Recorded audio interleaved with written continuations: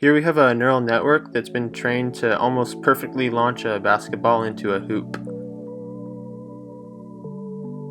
Starting off, I created a simple environment with a lever and a target goal, and each round a ball drops onto this lever to the left, which I can activate or deactivate using the space bar on my keyboard.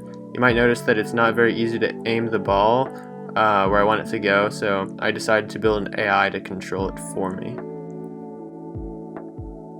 And here you can see that I chose to use a neural network where inputs to the network are the ball's position and velocity, the lever's angle, its angular velocity, and its active status, and the target's position. Once all this is fed through the network, it predicts if the lever should be active or inactive. I chose to train the network with a genetic algorithm, including the population competing against each other on a number of trials. Notice the line connecting the ball to the target. This is a visualization of the minimum distance between the ball and the target, and that minimum distance is actually used to calculate the fitness of each network, which is passed on to the genetic algorithm for creating the next generation.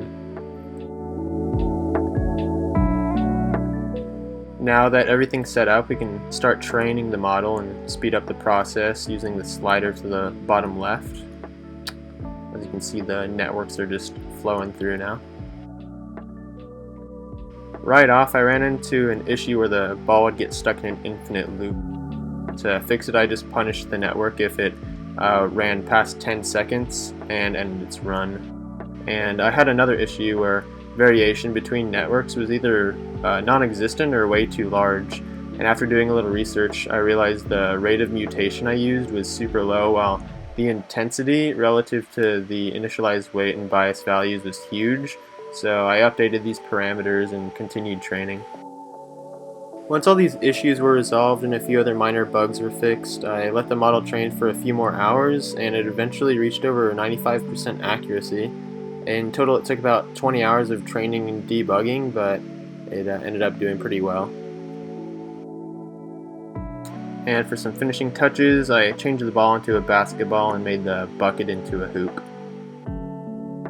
And here to finish it off, I let the most accurate model run for about 1,000 trials to figure out its overall accuracy. Thanks for watching. All the code for this project is in my GitHub, which is linked in the description.